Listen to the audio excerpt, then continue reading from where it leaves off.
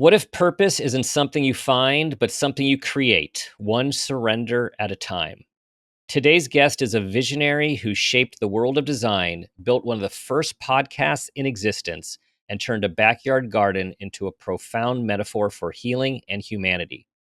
Debbie Millman joins us for a deeply personal, inspiring conversation about creativity, trauma, love, and letting go.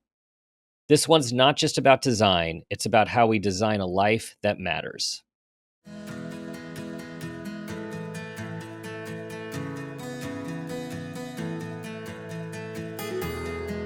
Welcome to Make It a Great One with Dr. Dan. I'm Dan Peters, psychologist and leadership coach. This show is all about bringing hope, connection, awareness, and wisdom through meaningful conversations that inspire us to be better versions of ourselves and have a positive impact on humanity. This is your space to pause, reflect, and reconnect with who you are, what you care about, and who you want to be. We have this moment, this day, and this life. Let's make it a great one. I am so excited to welcome back and have another meaningful conversation with Cathy Cassani Adams. Cathy is the co-host of the long-running Zen Parenting Radio, now Zen Pop Parenting podcast, which we are going to talk about, and the founder of the annual Zen Parenting Conference in Chicago. She's the author of Zen Parenting and Living What You Want Your Kids to Learn. And her latest book, Restoring Our Girls, is a guide to building meaningful conversations that support girls' critical thinking, sense of self, and genuine connection. Cathy is a clinical social worker, certified parent coach, former elementary school teacher, professor, and yoga instructor. And she lives outside Chicago with her husband, Todd, and their 3 daughters. Cathy, welcome to the show. So good to see you again. Thank you, Dr. Dan. I'm so glad to be here too. It's so nice to talk with you again. I was looking back to our last conversations because it seems like COVID has just shaken up time for many of us. So it was June of 22. So we are about 3 years ago. And then I had, shortly after that, the good fortune to be on your and Todd's show, Zen Parenting Radio, shortly after that. And I think, so I was looking back because we're going to talk about the numbers of your show. So I was on 668 of your over 800 Zen Parenting Radio podcasts.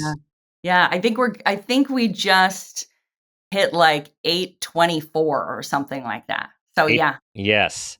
So one of our topics today is going to be pivoting, recreating, transitioning, growing, transforming, and astonishing numbers. So I listened to your reflection episode of Zen Parenting podcast, and then your newest one, and I was dying to hear the next one, which dropped today. So it dropped before I could get to it on the Outsiders. But when you guys started the show, the girls were 7, 5, and 2. Mm-hmm. They're now 22, 20, and 17. Mm-hmm. Been doing this for over 15 years. And really in my mind, the original parenting podcast.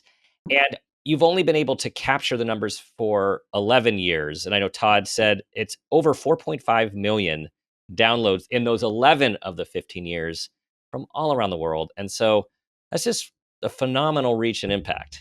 Oh, thank you. That's nice of you to say. Yeah, it was, it's hard for us to get numbers because when we started, there were no such thing as podcasts, or we weren't really using that language yet. They were called webcasts or radio shows. And we actually had a production company that we were working with, 2 people who were friends of ours who were really on the cutting edge. They were like, you should do this. I'd written my first book called The Self-Aware Parent. And they're like, you should just talk about this. And, that's a whole story about how we got started.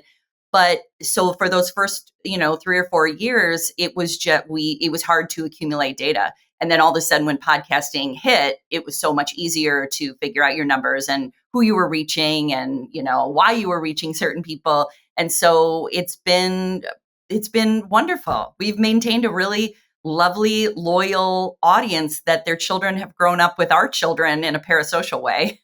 Yes. And Okay, there's so many things I want to talk about related to your show and your new show. Um, First, the tagline. So I want to go back to the tagline, which is the best predictor of a child's well-being is a parent's self-understanding. Yeah. And this was so aligned with the Parent Footprint podcast, which transitioned also about the best way to raise healthy and engaged kids is for parents to be healthy, engaged in their own lives. I mean, there's such a it's so parent focused that I find it really interesting because I think at first, and I'm interested in what your community thought. A lot of times people want, well, how do I get my kid to stop screaming? And what do I do with my teenager when they just won't listen? And how do I set limits? And those are all important, and those are all talked about. But behind everything is you, the Mhm. parent. And you talk about, how can you in your latest book, how can you know what your kids need if you don't even know what you need? Exactly. Exactly. And, it came, there's a lot of history to how we started, speaking in these ways or having this understanding of self awareness because I used to work at Children's Memorial Hospital in Chicago, which is now called Lurie Children's Hospital. And I worked with the kids. I was on a partial hospitalization unit, and the kids would come through, and I would work with their family a little bit, but it was really kid focused. And I found that the kids, regardless of age, 5 years old to 17 years old, were really good at taking some of the tools that we were sharing or talking about themselves or learning new things.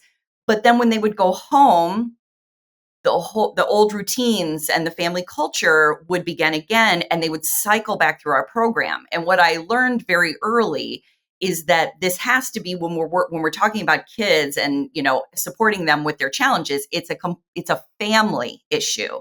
It's not just let's look at the kid and fix this kid. And I have so much professional experience in this, like where we tried, like we Hmm. tried to just focus on the kid. And so when I left there after I started having my own children and I became more of a parent coach, less crisis oriented, more day to day, conversations with parents, I realized or knew that what I'm going to focus on is supporting the parent in being the best version of themselves, whatever that means. Again, that sounds really grandiose, but really it just means supporting them in their own self awareness and their own energy. And then also helping them find some joy in this process that can be really daunting, which is parenting. Hmm. Because there was a lot of things coming together at once. I had this whole history of personal growth, which I had been doing since I was 16. So those aspects. Then my experience being a professional clinician, like where I was working in a hospital, being a social worker, and then becoming a new mom myself, where Right. everything was converging. And I'm like, what I'm realizing is we have to pay attention to us, and Hmm. then when we do that, it then supports our kids and them understanding themselves and us maintaining a relationship, communication, connection, all the things we're looking for. But Hmm. it's a family approach. It's not if the child would just be different, then everything would be different. It doesn't work that way. Totally. Totally. I'm flashing back now when I was a first therapist and pre-kids, and what my viewpoint with all my training, you get your training, but then you have Yep. your preconceived notions on top of your training about working with parents and working with the kids and the teenagers, and then having kids of our own. It changed everything. I mean, the skill set was there, but the lens was completely different. And I realized, gosh, I was doing this unintentional parent blaming. Like it was behind there, thinking like they had way more control over what was going on than they actually do. And I know I'm saying something a little different, but I'm relating to like how it just gets so rich when you realize, well, these humans come into the world as humans with their encoding and whatever else they're bringing in before we even have a chance to impact them positively, negatively, or neutral. And how it was just humbling, to say the least. Yes, we had simplified clinical ideas of Right. like, well, this is what behavioral management looks like, and this is what cognitive behavioral therapy is. And if you just said this or did this, we were simple in our approach. It was more data driven, research driven, and it wasn't experience driven. And Right. that's something I still in this field, I still struggle with sometimes is when there's like an article written or a clinician who comes at things all with data, because that human element is missing. Because to your point, every family's different. Even if a kid shows up with a certain diagnosis, that could look different across the board. Could be if they're the first, second, or third child, as far as how they're getting their care or their support or how they're being viewed in the family. There's so many personal aspects. It's really individualized care, which can be, again, daunting, but is a lot more effective. And Yes. so this whole Yes. like blanket approach of this is what we do to help Yes. parents, again, not effective. We Right. have to be, Hmm. supporting them in a more individualized way. And I'm glad you mentioned data Mhm. because we're trained in data and empirical research, and it's very important. We've had a few podcasts lately on data, AI data, and both of the guests were strong on we have to look behind the data. Good. And the data, the idea that data doesn't lie is a myth because data doesn't speak. They're like data is created by the person that decides that those data points um, are what we should be looking at. That's right. And then we've also talked about how growing up professionally on all these empirical studies, and especially when with insurance, my gosh, I think it was like 20 plus years ago when all of a sudden it was empirically driven therapies were mandated and required and taught, and how you start to look at those studies and to make it a causal study, you have to rule out so much to get this type of person to reduce all the variability. But often those don't generalize to what's going on in our offices. Exactly. Exactly. And it can be, I always think of research either as, looking at, having a viewpoint because of research or working with a client, is it's a good guide or roadmap. They're good places to start. They're good corners we can turn, like, oh, I'm going to try this because I've heard some things here, which I'm sure, you and I both still use. I'll work with Hmm. someone and then maybe we'll just be doing some work around talk therapy. And then maybe they'll be a little more like, let's talk about mindfulness more, or what, we bring in things that Right. have been validated, but it's not, it's not, it doesn't give us a final answer all the time, Right. depending on the family or the kid. And so it's one of these things that I actually write about this a lot is like not living in the binary of research is either good or bad, Right. or, everything is nuanced, everything is gray. And that's really, I think, a lot more helpful than deciding if this thing didn't work, then therapy must not work. Or if Right. my kid does this, it must mean this about them, or this diagnosis will result in this in the future. And all that's made up. That's Yes. stories. Right. So, it's just questioning, using the research that we can and using, having access to so many different things. And then at the same time, realizing that there is no ultimate outcome, that all things Hmm. are possible. Yes, I love that. All things are possible. And I think this is where we talk about blending art and science, Yeah. right? It's not just science. And this is why so far we humans still, I think, have an edge on AI chat therapist bots. Like I know they're going to keep improving them, but it's like it is that human connection and that instinct. And also makes me, we always think about Harry Potter in so many different ways. The Wander the Magician. And I think when we go to school and we still do our continuing education training, we're learning about we're learning about all the wands. We're learning what all the wands can do, the different types of interventions that are designed for trauma, right? Which we need, and CBT, ACT, right? Narrative therapy, like just name it, DBT. They're all tools. And when people are looking for a practitioner or a clinician, the research, which I think frustrates the field, right? The research for decades has been it's elements of the therapist and the practitioner that help create change, not the intervention alone. Exactly. It's the relationship that's being created. It's the sense of trust. It's and when I'm going to use the word transference and countertransference, but not in a negative way, but in a Hmm. way where we can actually experience a person or, someone differently, where we can actually work through something because this person that we're talking to somehow reminds us of an experience we had previously. It's also the clinician being able to, recommend other things that are, this is really basic, but local to them. Here's an art studio you can go to. Here's an EMDR therapist I would recommend to you. Like there's a more, neighborly, connection there. And Mm-hmm. again, I am at the same time, I am all for what AI can do. I'm all for virtual, Mm-hmm. Mm-hmm.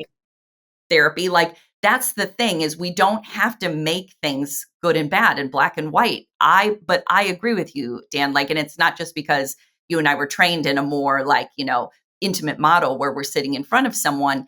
There is something that happens. We can just understand knowing that we are here as human beings, take therapy out of it to connect and to support each other, and that all of our, good feelings and sense of groundedness and where we feel whole comes from relationship, then it only makes sense that when we're doing therapy or when we're working through something, that is better accommodated Right. through relationship. I mean, Yes. it all makes sense. And then Yes. anything else we can use, great. It Right. gets us on our way. Right. And yeah, it's so true. I just want to, for all the people listening who are in therapy, have been in therapy pre and post COVID, the thought of virtual therapy was outside of a reason or a solution for rural areas who just do not have access. That was a huge innovation Huge. when that came in, far before COVID, but probably not far enough before COVID. And then going on screens, and so it works. Like it Mhm. really does work. There's still, and there's a lot of research on this, that of the power of, a lot of people still like to be in person when they can, Sure. and there does seem to be something in my experience. I'm interested in yours, that feels a little different. And I don't know if it's just like, oh gosh, it's nice to be with you as opposed to Mhm. being on the screen. Mhm. But now, having done hundreds upon hundreds of hours of virtual therapy since lockdown, it's still there is connection, there is relationship, and there is change that occurs. Mhm. Yeah, there is. And I teach social work students, and we spend time talking about things like body language. We spend time talking about things like, people's inflection in their voice. We spend time talking about things that sometimes they're easier to read when you're in front of people. You can get subtle cues from recognizing, when someone's pulling back or going forward. But again, as far as virtual therapy goes, not only have I been a virtual therapist, I've done virtual therapy for myself. And I Hmm. have found especially during COVID, when that's all that there was, I was like, thank goodness for it. Right. And so, I think you and I are kind of circling around the same thing, which is I'm always for the connection that we can have, when someone's across from us. It's wonderful. And Yes. I know therapists now who do things like walk and talks, things Hmm. that are even more interactive or, Yes.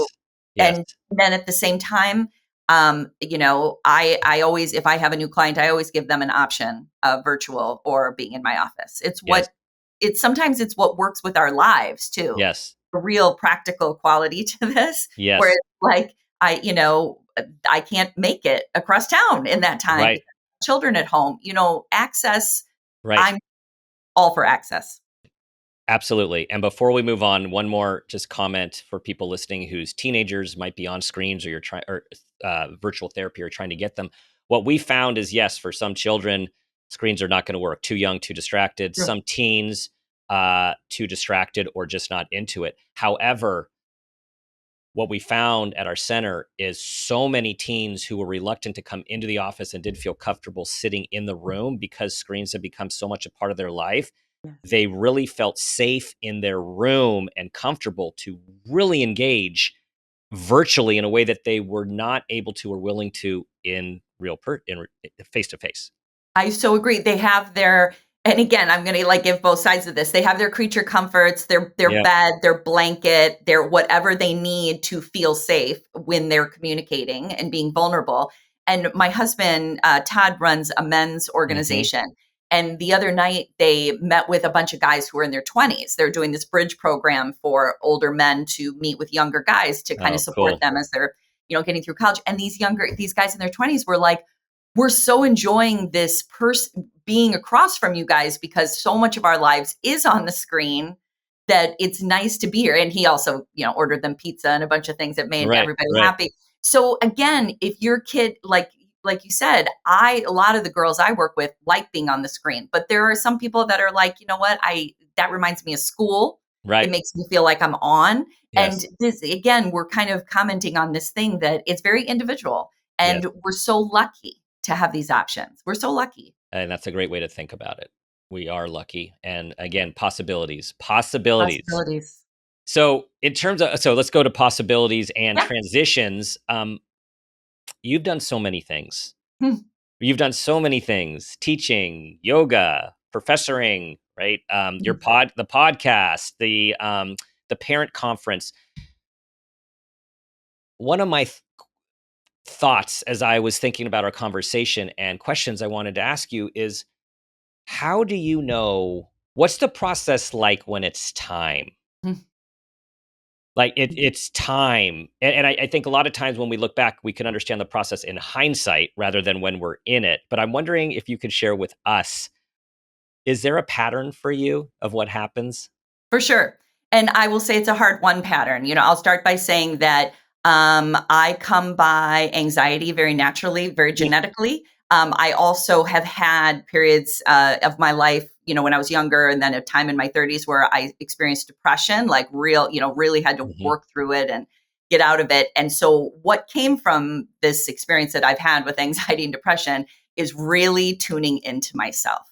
I have a really good somatic practice. And what I mean by that is and maybe this is just who I came in the world as, I don't know, but I feel things, I get hits about things, my stomach hurts when something's wrong. I really can, know a yes and a no, which is something I help a lot of women with because Mhm. that doesn't always come so naturally. And especially for women who a lot of times in their lives, they've been told how to be or expected to be, either in their family of origin or in the workplace. It can be harder to know that yes and no. But mine is pretty clear most of the time. And I also, one of the things I love, it's going to sound like a promotion for social work, but I love being a social worker because it can go in so many different directions. Mhm. That in this career that I've had since I went back to school when I was 25 to become a social worker. I was a teacher before then. And since I was 27, I've been doing this work, and talk about limitless possibility. I've just been like, what else can I do? I therapeutic, hospitals, organizational settings, private practice, and then the best part of it is, and this is the part that I'm always a little cautious of because I don't want it to sound really, like, oh, it's so simple, but I do what's fun to me. Mhm. And I Mhm. know that, Todd and I have had times, especially when the girls were little and we had just moved into a house and money was tight and there was things I had to do. Money, that's always a thing. There's things you have to do. I have to teach, at the university. There's, Mhm. I have to have my private practice and such, but everything else, I can tell when something sounds fun. I get like a real big hit in my body where I'm like, yes, yes, yes. And then I can tell when something starts to feel like a chore.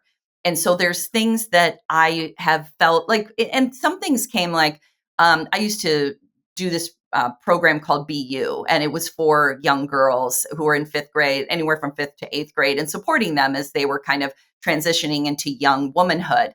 And I developed the curriculum. I was so excited to do it. I was going all over, Chicagoland and teaching it. And Todd's mom passed away at, it's somewhere in there. And I remember she died very suddenly. It was very traumatic. And I remember being like, I'm not going to do anything that I don't want to do anymore. In that, Mhm. like these extra things that I'm doing, I could just that like experience like reminded me of this is not really Mhm. what I want to be doing, driving around Chicagoland to all these people's homes. And so I stopped, and people are like, what are you doing? You've been building this, you wrote this, you created this. I'm like, yeah, but I'm done. And sometimes those difficult experiences make that easier. And Yeah. same thing happened. My dad was sick for about 17 years. I supported him, helped take care of him, as did my mom. And he eventually died. My mom had dementia. She died a few years ago. I'm sharing that because I have been in the world of mortality Yeah. with my parents and with my husband's parents, where I'm like, this is my life. And if something doesn't feel good anymore, I know it's, it's supported my Mhm. ability to not be afraid of Right. change. I'm not afraid of Mhm. it. I'm Mhm. just not. Mhm. So, there's, as you can imagine, because of all the different things we've done, there's 80 other stories in there. But I think part of it has been just trusting myself. And Yeah. because something, Dan, doesn't something always come up? Like you'll be like, oh, not sure what I'm excited about right now. And then all of a sudden you read an article or you meet a person or you see Right. something. And you've got to trust that it's an ebb and flow, that you're not supposed to hold on to the same thing all the time. I mean, that may not be in Yes. relationships, maybe, but even those ebb and flow. Um, Be so water. Be yes, water makes me yes, think of, right, Bruce Lee and Be Water. Yes, more when life gives us something heavy and makes it really real, yeah. it is awful, Hmm. and it is such an opportunity for us to really get in touch with what's important and what's not. And I think unfortunately with human nature, a lot of times it's just fleeting. Like we go in that place for a period of time and then we're Yeah. sort of just seduced back into the programming and the grind. And what I hear from you is, well, first of all, you kept getting those messages, those Yeah. experiences. So a lot of this for you is, um, I got to really get in touch with what my stomach says, your other brain, right, your gut, Hmm. and listen. And it's kind of like, is it a hell yes? Is it a hell no? And also like fun. I love the fun when I was going through my transition, which with the podcast or thinking about the podcast and transitioning into like formally transitioning into executive leadership coaching. So I tick like you. So I Hmm. definitely tick on the worry side. I've dealt with anxiety. It's a familiar friend and foe, and have definitely had my deep dives in earlier years into depression, which was I Hmm. described the worst thing that I'm glad I had that I never want to have again. Right. Like it was like so hard and so important. And mine is in my chest. Yours is in your stomach. Like we Mm-hmm. all have indicators, everyone. We all have, we're like human, like think of the dashboard in your car. We all have indicators and we have to touch into where our body intelligence is because it's telling us something even when we don't have the words, right? Like, and so I think a lot of times we know something needs to change, but we are not exactly sure. So I think one of the messages is how to get out of our heads. This is what I've learned, how to get out of our heads and kind of go with where you're being led. Yeah. Yeah, and trusting that, well, what I will say is something that, again, hard earned through all the experiences I've had in my life that were devastating, hard, traumatic, is that what does success mean to me, right? All of us have had times, especially when I was in my 30s, late 30s, where I'm still ambitious, but it just looks a little different. Where I Mhm. was so ambitious and I was really following the mainstream approach to what success would look like. It you should have this many numbers, make this much money, have this kind of title, things that are very traditional as far as what success means. And when life, kicks you or you realize you have a limited time or death is in your family, whatever it may be, you have an illness, you start to realize that success is being able to wake up and sit outside and watch birds. Mm.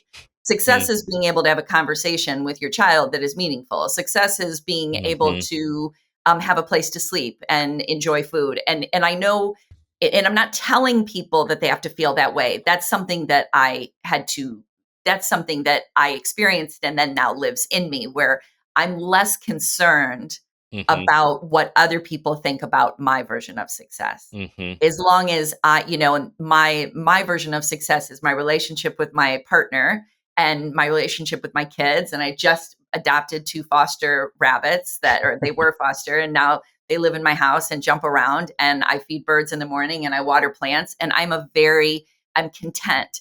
And Mm. then the ambition lives in another place where I'm like, ooh, and I want to try something new and I want to be Mm. creative and I want to learn more about this. And like you said, go to trainings and listen to Yeah. other people talk. That's then where I develop my work. But and I think some of that's our age. I've just Right. learned a lot. I think heavy ambition is normal in your 30s and 20s. And Oh, for sure. right? That's Yeah. how we do it.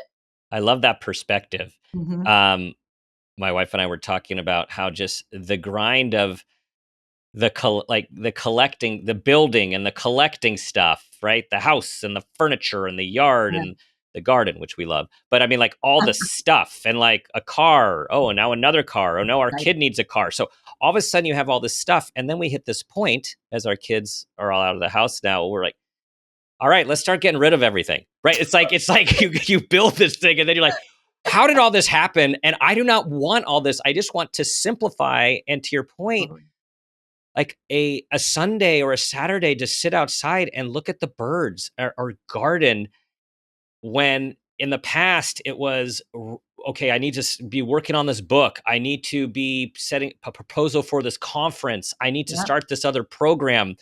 The getting up early, the staying up late. It's like, no, now like how much sleep can I get? And how can I start work later? And it changes over time. Yes. I mean, hopefully it changes. I mean, I think this is what you're talking about is how to be introspective, reflective, and self-aware Yeah. to allow this, even though there still are the pressures of we got to make a living. We are Yep. responsible to people, to clients, Yep. to organizations, got to show up. Yep.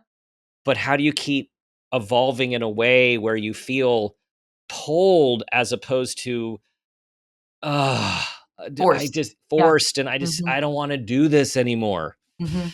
Yeah, and it's like developing, like I've always really loved the word contentment. I love the word joy. I love all those Mhm. really, more flowery words, but contentment is like what you just said where you're being pulled and then you're good with rest and you're good with, if something doesn't work out that it sucks, but you're also like, well, I trust something new will come. Like contentment is kind of like that thing that it's not happiness, it's just like I'm okay with what's happening. Mhm. And sometimes I do wake up and want to write for 4 hours. But Yeah. like you said, I'm being pulled, like something is like really exciting and fun. Yeah. And I also now, I didn't used to be able to do this, but now I'm like, okay with stopping at 4 because my daughter came home from college and we're going to go out to eat. And then we're watching the show. Like I did that before, but I felt like I was checking things off my list, kind of Right. like I was Right. overproducing, being productive. I better do this. I better Right. go here. And now, and to your point, there's still things I have to do. I have to Right. still work and teach and unload the dishwasher and do all those things, but they are just a piece of the day. They're Right. not the thing that I'm feeling overwhelmed by. That's just part of being a human being is you have to Mhm. take care of, your world and the people in it. But that is, again, I think some of that comes with age and I think some of that comes with experience of having huge successes or opportunities. There's things that Todd and I were offered along the way that we're like, I Yeah. don't think we're going to do that because we know what that would turn into. And or we lose control and Right. there's things where you realize that, what really makes you feel whole and hopefully is your work and everything, but it's just, going back to your original question is understanding your own yeses and nos. Yeah. Well, that is a lot of maturity and wisdom and perspective. And I know it's awesome that you guys have each other and work Yes, it together to helps. bounce this off. Because when you talk about the ambition and building something, and then you get these offers and opportunities, um, which pull to the ambition. I mean, they Mhm. totally pull to the ambition. And then at the same time, it's like if we can pause and say, well, let's just see what's behind the curtain if we do this. Yes. And like, do I really want that? Actually, it's Yes. funny. I like my chest because I'm the chest person. My chest is tightening as I'm Yes. talking to you, thinking about all of these situations of like, whoa, like you know where it go, or you hopefully know where it goes. But there's sometimes you need to try something, right? Sometimes we need to try something and see Yes. how it works. And Yes. Well, that's like a good example of like how I got into podcasting because I was doing a lot of things on TV, like where I would go do like a quick media, conversation or I was being interviewed about parent coaching because it was like a new thing at the time. And I remember my friends would see it or I'd, tell people, oh, I'm going to be on TV. And the comments were all about what I was wearing, what my hair looked like. totally, No one was even hearing what I was talking about. Not to mention on those media spots, you get like 2 minutes. So oh, you can't, so goes so fast. it goes so fast. And so then I started doing more radio, like WGN radio, which is here in Chicago. And I did that for a long time and I loved it. But then it started to be like, I don't want to drive downtown anymore. And then I'm like, podcasting, it's this wonderful blend. Like to your point, if something is exciting, do it. Yeah, But it doesn't mean you have to keep doing it. You right. can be like, I tried that. That wasn't my path. And that's Yeah, exactly, if I was guide, and I guide college students about what they want to do. And sometimes they have this idea and I'm like, go give it a try. Right. Like, Right. go do it, Right. and see Totally. how it feels. Totally. Okay. Two things. One is I realized I never finished my thought earlier, Okay, go. which relates to what you just said about fun. When I Yeah. was in this transition and felt in the grind and I was in my head and I was having this self-doubt and like overthinking it, which I can tend to do. My wife she on a Post-it, she wrote this like quote that just basically said like, it's just go have fun. Like just go have fun. Yeah. And it changed things for me when I thought Mhm. about it through that lens. Like, what is fun? And when I say like fun, guys, we're talking like professionally fun, making an Professionally, yeah. impact fun. Yeah.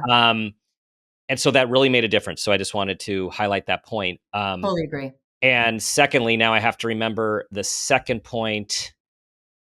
Oh, it's something that you just said. All right, it'll come back to me. It'll come back. It'll come back.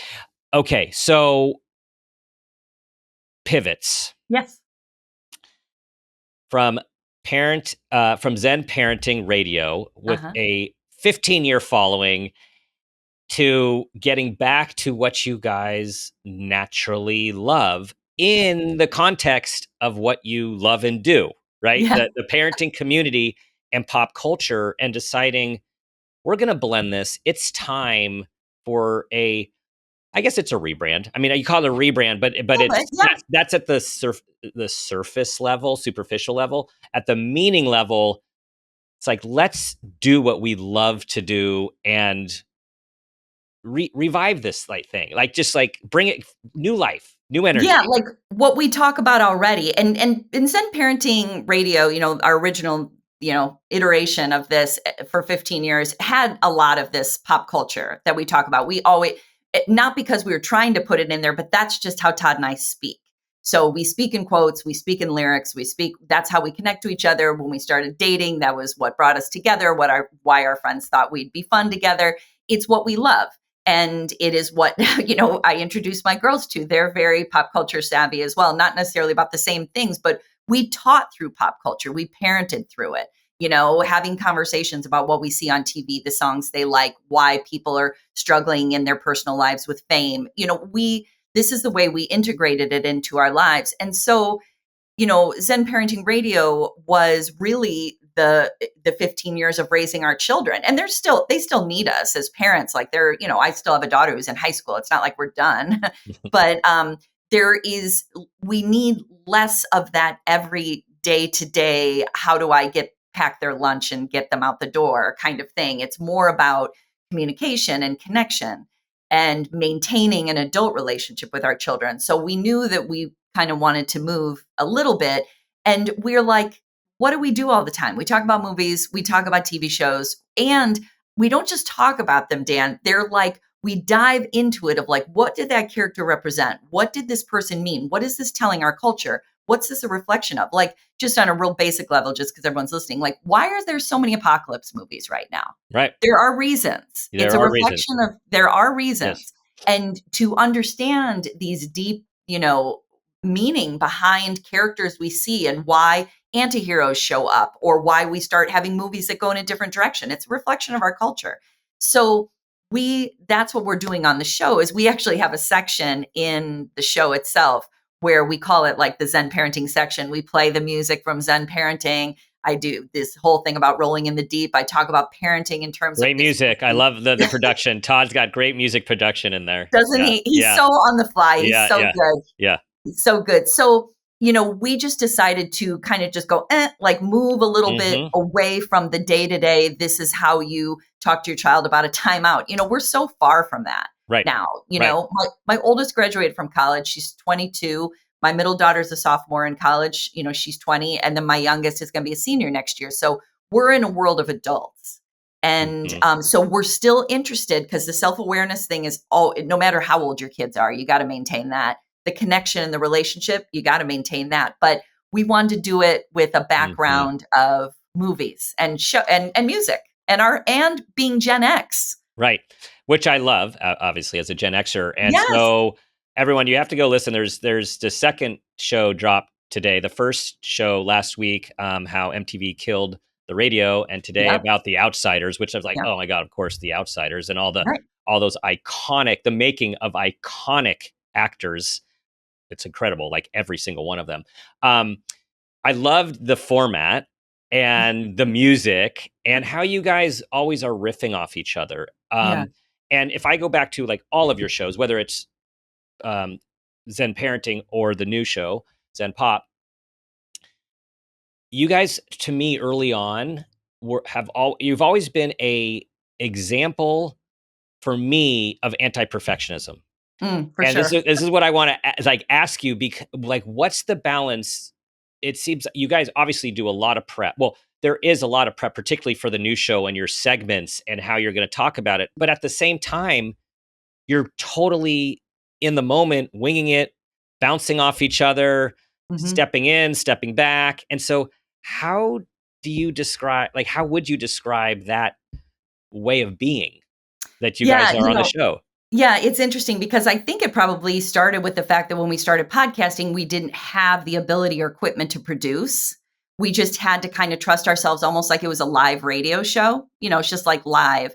And so we still have that. Like when we talk about Todd being a producer, he doesn't take anything out of the show ever. I can't Hmm. think of a time that he's done that, except maybe if we've had a guest who's asked us to, and that has happened like 5 years ago. But he's producing, like he's got a soundboard and he's Yeah. playing sound clips and Yeah. things.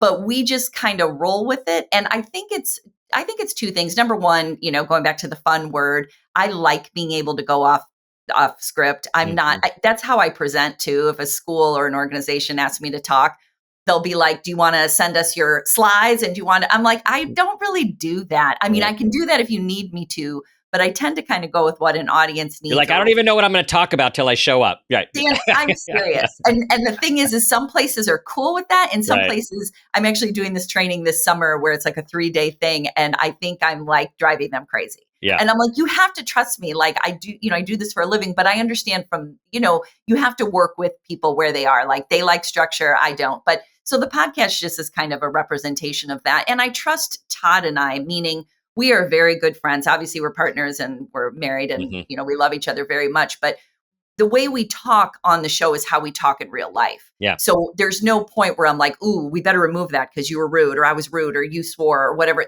We're just being ourselves. Hmm. So that doesn't mean everyone will like it or that, Right.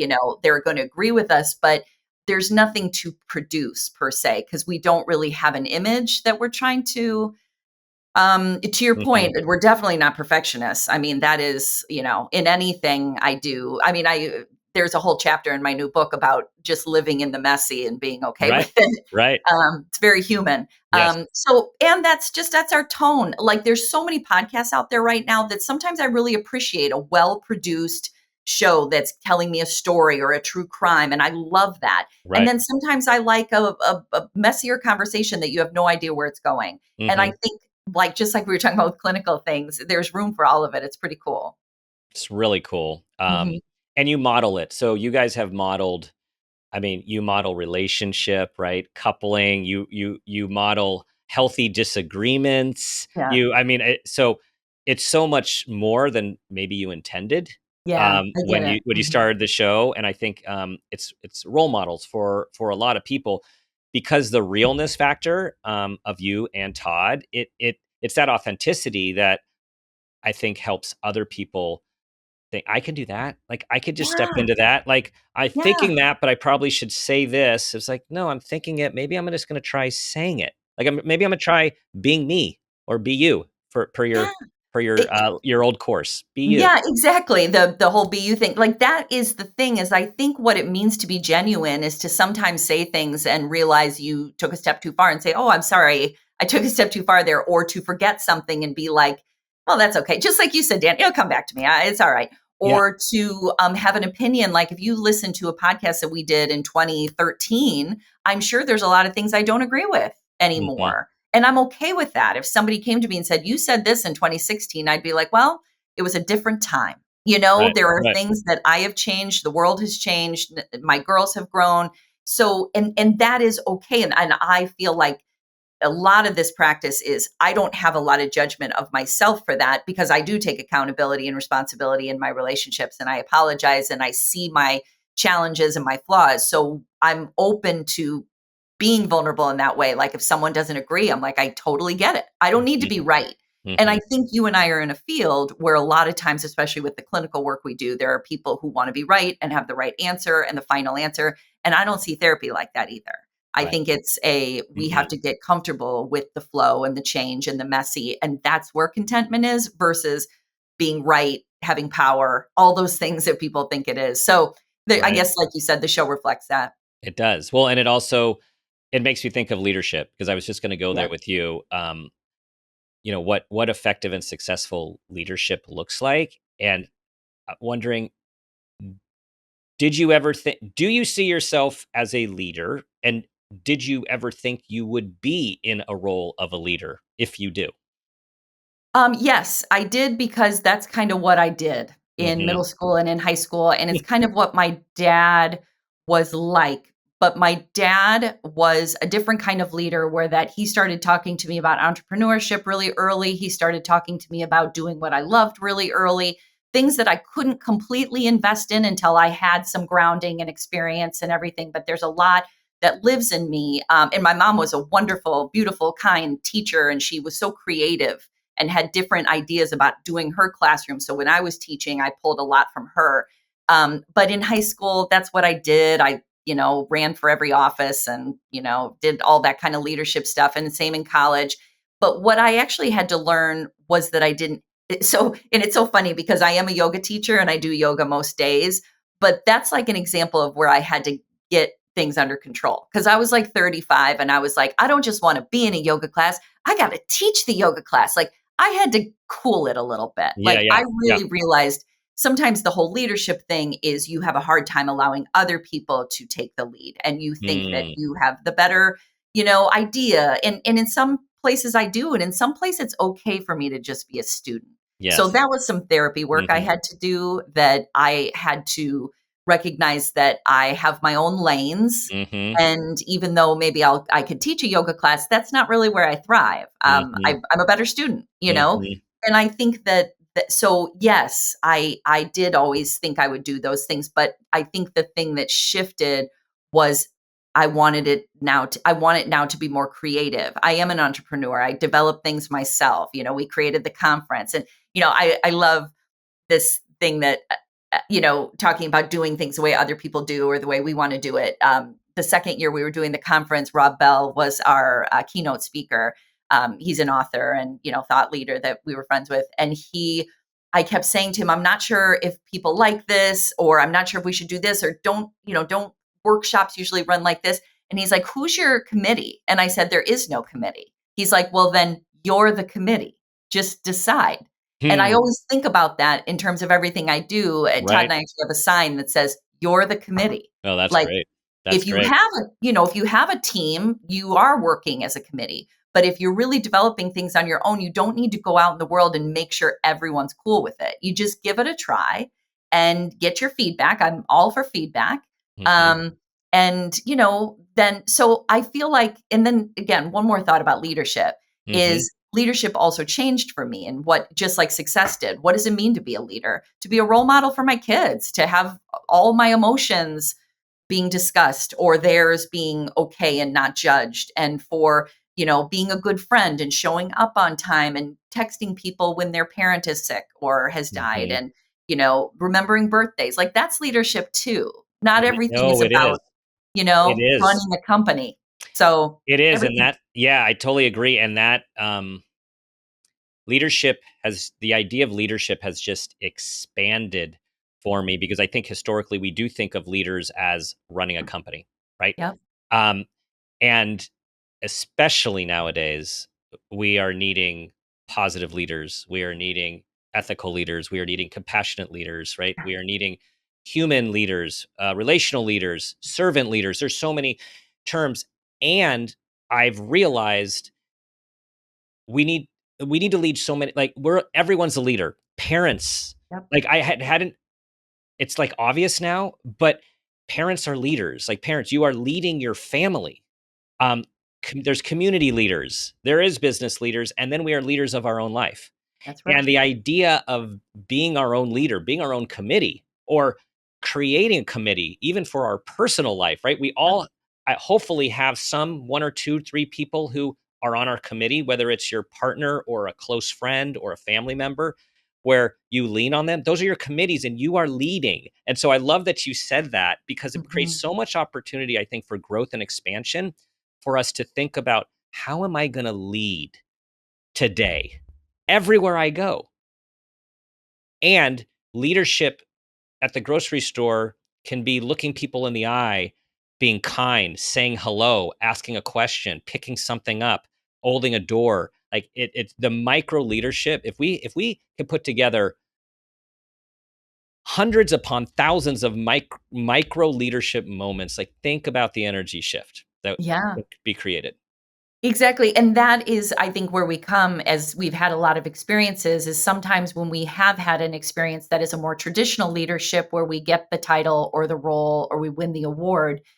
It's exciting for a moment. It's all good. But then we realize there's no there, that we're Mhm. still the same person that we were before. As my friend Shefali said, Dr. Dr. Shefali, Shefali, yes, yeah, yes. the first time she was on Oprah, Todd and I were there with her. We were just in the green room. And when she came out, and I was like, this is going to change everything for you. You're going to be on this huge show. And she's like, yeah, but I still have to go buy toilet paper tomorrow. And I think, we laugh about that. I tell that story all the time. And she's like, enough. And But yeah. I loved it. Was because that was still my ambition stage where I was like, but we got to reach for this. And the truth is what um, your day-to-day experiences, just like you said, how you're treating people when you go out, why these things are good. It's not just to be of service to others, is you go home and you feel content. Like when Mm, you go out in the world and you lead in these micro ways, how you drive, allowing people to go in front of you when you're merging, waving to people, stopping at a lemonade stand that a kid made. All the things we're trying to look for in our achievements, we end up finding in these little moments. And again, this takes practice and this takes attempting it and trying it and realizing that, that's where the soul of life is. The other mhm. stuff is great. And I'll always still create new things. Like I love developing new things. So that's not going anywhere. But I know that I'm also going to feed my rabbits when I get home. And I really Mhm, enjoy that. mhm. That's fun to me. That's love to me. And it seems like contentment, you keep using the word contentment. It's I love it. interesting because, yeah, a lot of people, like you said, are talking about joy instead of happiness. Happiness is that's a tough thing to sustain. And people talk about seeking moments of joy as opposed to happiness. Yeah. But all's good. But contentment, right? Like contentment is just like that. I just like imagine you holding like a warm cup of coffee and tea, and there's a blanket, and you're in nature, and you're just appreciating the moment. Yeah. And you know what? It also is helpful to me why I like the word better for this example, why I use it more than joy is sometimes I get a phone call that my daughter had a really tough day, or that a job interview that my other daughter went out for she didn't get, or that Todd, was supposed to, go somewhere and his flight got canceled. We can't always have joy. So how can I in that time also be like, it's okay. It shakes us. We have to do something about it. I don't feel joyful about it, but we're okay. There's always Mhm. something else we can do. And that comes from also, I think being a parent, that's one of the Mm. things that because you can't have children and not have a day where you have 80 emotions and experiences. And if we're looking at our days and saying, I only want to have joy, it's a setup. And Oh, no, because we can't. no. And as we talked about, at the beginning of our conversation, Dan, what we know is from those really difficult times with our kids or in marriage or with work or whatever, that's where we develop new tools. So Yes. we need those experiences to build that resilience. So it's just this cycle that becomes so much more apparent the more you go through it. And like I'm dealing with this thing. My leg is sore for some reason. I play drums, and I think Hmm. because of my age, it's just my leg is breaking down. Whatever, sciatica, whatever.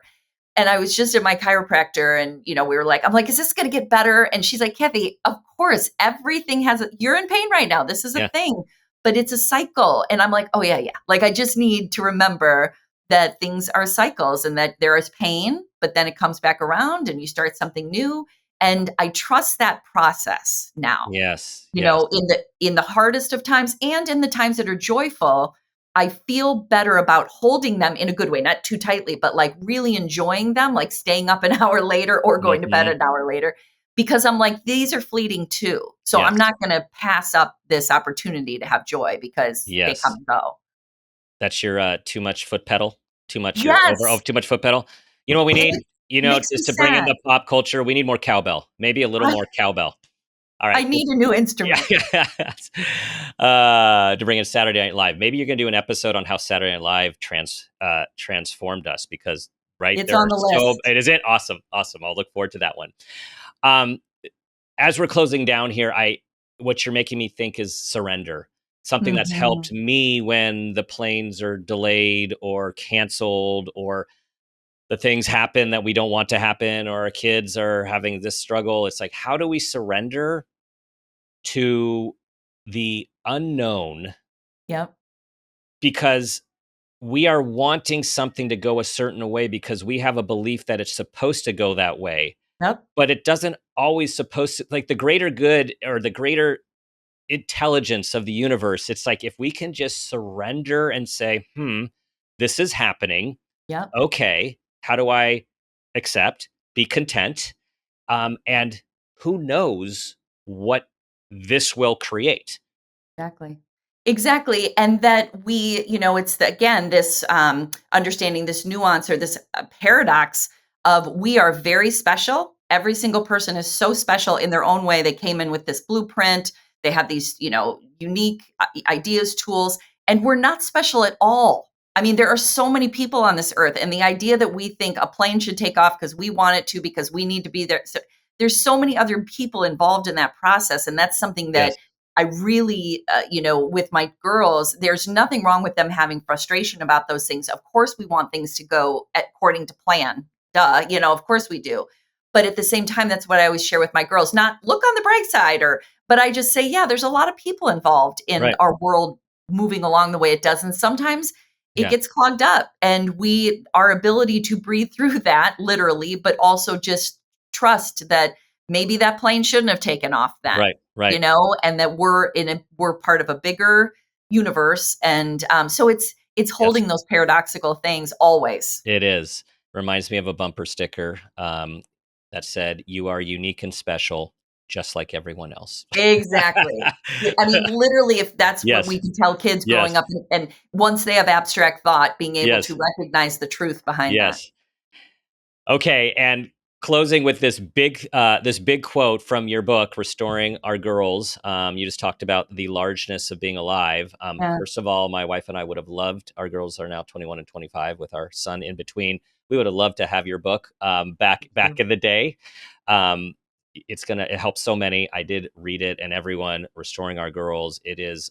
It's not just for those of you raising girls. There is so No. much overlap Mhm. to life and raising boys, but of course the differences about raising girls. So the quote, Carlos Castaneda quote that you put in the book, I think is a good way for us to sort of end with this. The paradox, what you said is so Carlos Castaneda, the aim is to balance the terror of being alive with the wonder of being alive.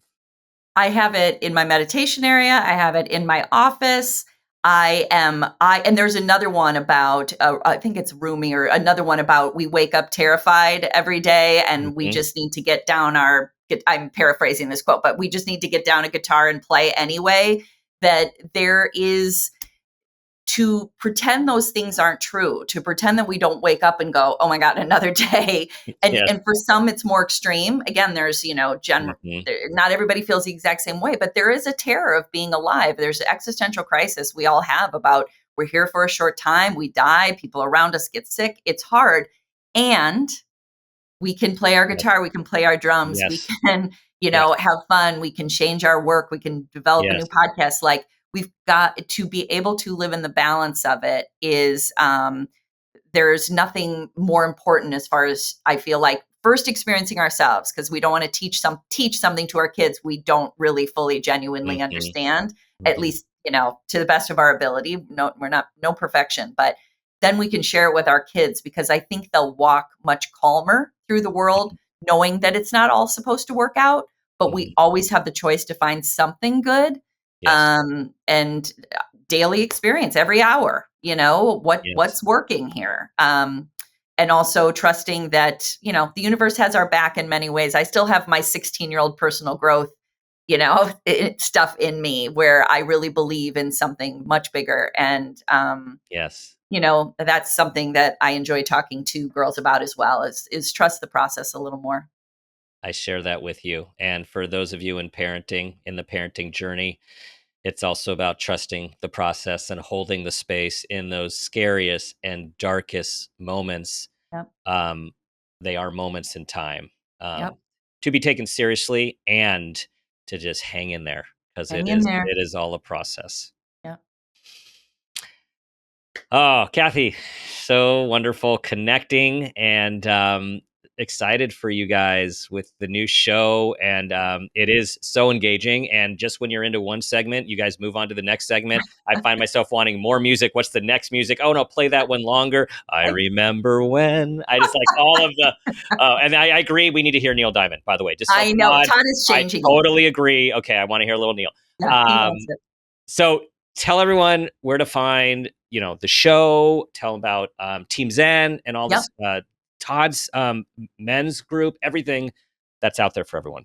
You got it. So it's very easy. We made a brand new website, because we have done so many things And over it the looks years. really good. It looks Yeah. really good. Our old website was just, Yeah. too many things. So zenpopparenting.com. Even if you went to zenparentingradio.com, it'll take you to zenpopparenting.com. We have all, we've bought all of these, Yes. different, web addresses.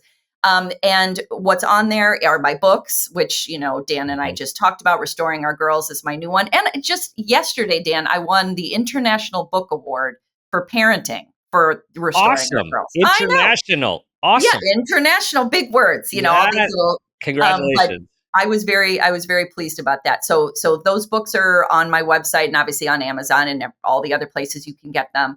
And then, like you said, Team Zen is our parent virtual community. And basically we have our own app, so people can, talk in the app. It's a very safe space for parents to ask each other questions. We're there, lots of DMs to us. And we also do a monthly Q&A.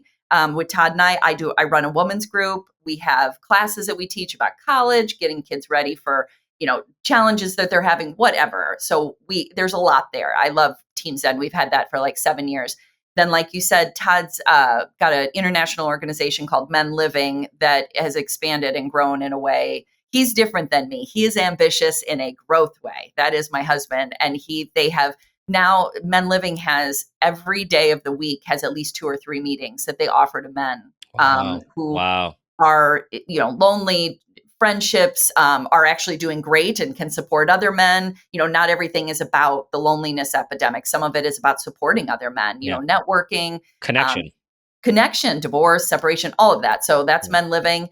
And then my new favorite thing, Dan, is my Substack. Are you on Substack? I'm not, but I read your Substack. No. Yeah. Yeah. I love that Yeah. format that, I've done all the things, the newsletters, the MailChimp, the old blogging, and Substack's Mhm. really, it's a nice app. And I have found it to be very easier for me to write, easier for Mhm. me to find things. So Substack is a Cathy Cassani Adams, and I send out something every Friday that's free. And I also have a paid subscription for Wednesdays that's more like a, parenting focused. So that's what we're doing now. And then Zen Pop Parenting, as we've already discussed, we taped one yesterday that was about Revenge of the Nerds and weird science, and what we learned about nerds Nice. and how they have taken over our world.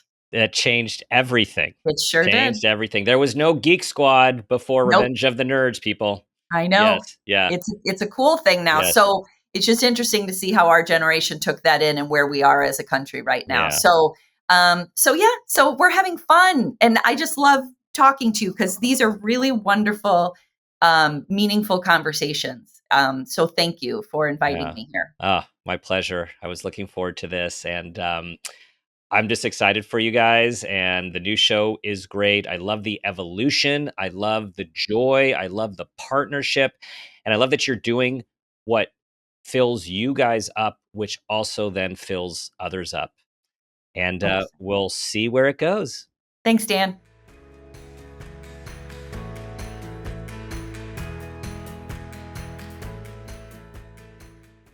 Cathy is so cool, so real, and so refreshing. I know that you found this conversation as engaging and inspiring as I did. Here are 5 key takeaways from our conversation. Number 1, the best parenting begins with self-awareness. Cathy reminds us that our children thrive when we do the work to understand ourselves. Number 2, transitions are a natural part of growth. Learning to tune into our bodies, whether it's a yes in the gut or a no in the chest, helps us know when it's time to pivot. Number 3, leadership shows up in micro moments. Holding a door, remembering a birthday, or showing up for a friend. These are the true acts of everyday leadership. Number 4, contentment is powerful. It's not flashy, but it's sustainable, and it holds space for both the wonder and the terror of being alive. And number 5, do what feels fun and aligned. Cathy shares that following joy, not metrics, is what led to her most meaningful work and creative reinvention. Thank you all for listening to this show, this conversation. Please share this with everyone you think will benefit. Thank you for subscribing, being a part of our amazing community, and your 5-star reviews. They really do make a difference. And as always, remember, we have this moment, this day, and this life. Let's make it a great one. This has been a Peters and Rossi production. Make It a Great One with Dr. Dan is produced by Laura Rossi. Our engineer is Phil Rossi. Theme music is Uplifting Folk by Awesome Music. Artwork by Kelly Dwyer. Follow us on social media at Dr. Dan Peters. For more information, visit drdanpeters.com.